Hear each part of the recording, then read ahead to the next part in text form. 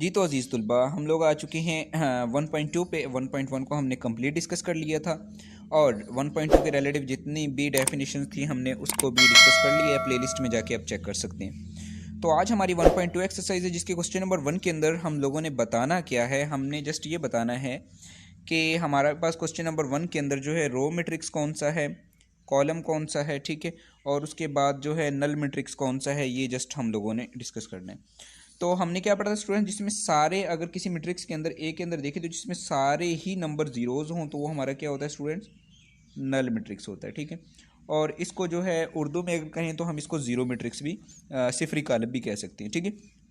Next हमारे पास B है, तो जिसमें सिर्फ वन रो हो तो उसको हम क्या बोलते हैं स्टूडेंट्स, रो मैट्रिक्स बोलते थे, ठीक है। और जिसके अंदर सिर्फ वन कॉलम हो तो उसको हम जो है कॉलम मैट्रिक्स बोलते थे, ठीक है। और जिसमें ये हमारे पास जो number of rows number of column के इक्वल आ जाए तो उसको हम स्केयर मैट्रिक्स बोलते थे। बट यहाँ पे हम इसको क्या आइडेंटिटी मैट्रिक्स भी बोल सकते हैं, क्योंकि जिसके अंदर जो है हमारे पास बेसिकली हमारे पास डायगोनल एंट्रीज 1 1 हो जाए तो उसको जी हम जो है क्या कह सकते हैं, उसको हम जी आइडेंटिटी मैट्रिक्स भी बोल सकते हैं। नेक्स्ट ई के अंदर फिर देखें जीरो है तो ये हमारा क्या हो जाएगा जी, नल मैट्रिक्स हो जाएगा, ठीक है। और इसमें सिर्फ एक कॉलम है, ये हमारा कॉलम मैट्रिक्स हो जाएगा, ठीक है। तो ये था हमारा जी क्वेश्चन नंबर 1। अब हम जी मूव करते हैं क्वेश्चन नंबर हमारा जो है 2 की जानिब। उसके अंदर देखें तो हमने सिर्फ ये बताना स्क्वायर मैट्रिक्स कौन सा है, रेक्टेंगुलर मैट्रिक्स कौन सा है, रो मैट्रिक्स कौन सा है, कॉलम मैट्रिक्स कौन सा है और आइडेंटिटी मैट्रिक्स कौन सा है। तो क्वेश्चन नंबर 1 के अंदर देखें तो नंबर ऑफ रोज कितनी है जी, 2 है। नंबर ऑफ कॉलम कितनी है, 3 है। तो number of rows number of column की इक्वल नहीं है तो ये कौन सा कॉलम हमारे पास मैट्रिक्स होगा, रेक्टेंगुलर मैट्रिक्स होगा, ठीक है, रेक्टेंगुलर होगा। नेक्स्ट देखें सिर्फ एक ही कॉलम है तो ये हमारे पास जी कॉलम मैट्रिक्स होगा, ठीक है। नेक्स्ट देखिए नंबर ऑफ रोज 2 है, नंबर ऑफ कॉलम भी 2 हैं तो ऑर्डर सेम है। ऑर्डर सेम है तो क्या होता है, स्क्वायर मैट्रिक्स होता है हमारा, ठीक है। उसके बाद नेक्स्ट में देखें अगेन वही जो है हमारे पास number of rows number of column की इक्वल है बट हमारे पास डायगोनल एंट्रीज 1 1 है तो ये हो तो ये हमारा क्या होता है, आइडेंटिटी मैट्रिक्स होता है, ठीक है। नेक्स्ट देखिए नंबर ऑफ कॉलम कितने, नंबर ऑफ रोज कितने, 3 है। नंबर ऑफ कॉलम कितने, 2 हैं तो ये हमारा क्या होगा जी स्टूडेंट्स, हमारा होगा जी रेक्टेंगुलर मैट्रिक्स होगा, ठीक है। नेक्स्ट देखिए सिर्फ वन रो है तो जिसमें सिर्फ एक ही रो उसको हम जी रो मैट्रिक्स बोलते हैं।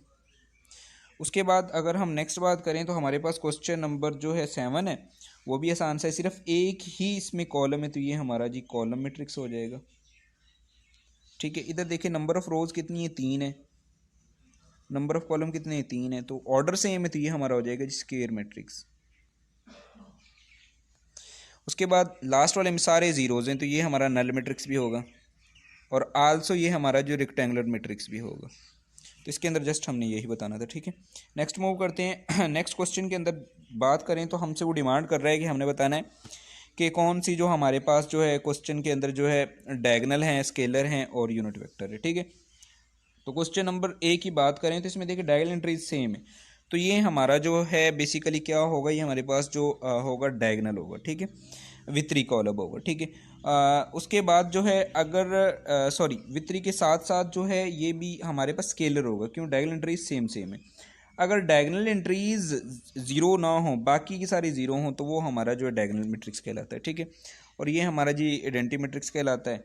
ये हमारा आल्सो जो है डायगोनल मैट्रिक्स होगा, ठीक है। और ये वाला 3 में से 1 गए तो 2 होगा, 1 और 1 2 होते तो ये दोनों हमारे डायगोनल एंट्रीज सेम सेम है, 2 2 बन जाएगा तो ये हमारा स्केलर होगा। तो ये था हमारा जी क्वेश्चन नंबर 3।